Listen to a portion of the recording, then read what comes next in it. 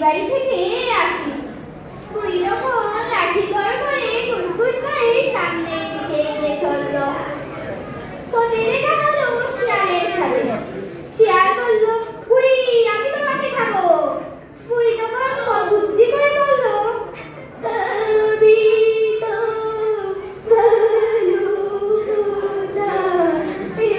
না। আমি নাতির বাড়ি যাই, বুড়া রাজা হয়ে আসি, তখন গরম খাই। শিয়াল বলল, আসতে হবে। বুড়ি আবার সামনের দিকে এগিয়ে চলল। এবার বুড়ির সামনে একটি বাঘ এসে দাঁড়ালো। বলল, হ্যালো বুড়ি, আমি তোমাকে খাবো। বুড়ি দেখলো এ তো মহা মুশকিল। বুড়ি বাঘকেও একই কথা বলল। বুড়ি আবার সামনের দিকে এগিয়ে চলল। পৌঁছালো নাতনির বাড়ি। নাতনি বুড়িকে দেখে অনেক খুশি। বুড়ি নাতনির বাড়ি কদিন থাকলো।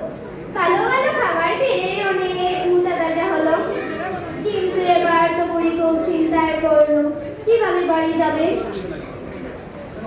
বুড়ি তখন নাতনিকে সব কথা খুলে বলল।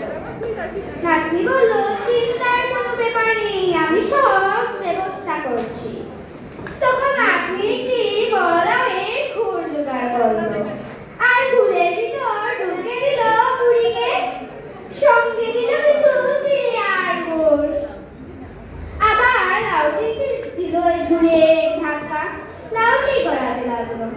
লাউ গড়িয়ে এলো বাঘের কাছে। বাঘ গোড় গোড় করে আবার লাউটিকে জুড়ে ধাক্কা দিল। লাউ আবার গড়াতে লাগলো। বুড়ি ছড়া কাটলো। লাউ গুড় গুড়, লাউ গুড় গুড়, চিড়ে খায় আর খায় গুড়, বুড়ি গেল অনেক দূর। বুড়ি ছোড়া শুনে শিয়াল বুঝে ফেললো ফুলের ভিতর বুড়ি। শিয়াল লাউটাকে জুড়ে লাথি দিল। লাউটি গেল ভেঙে। ভিতর থেকেই বেরিয়ে এলো বুড়ি।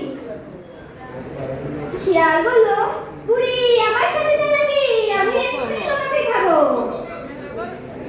বুড়ি দেখলো এ তো মহা মুশকিল। বুড়ি বাঘকেও বলল, খাবি তো বালুকোতা, এমনই তো কথা ছিল। মরার আগে আমি তোমাদের একটি গান শোনাই।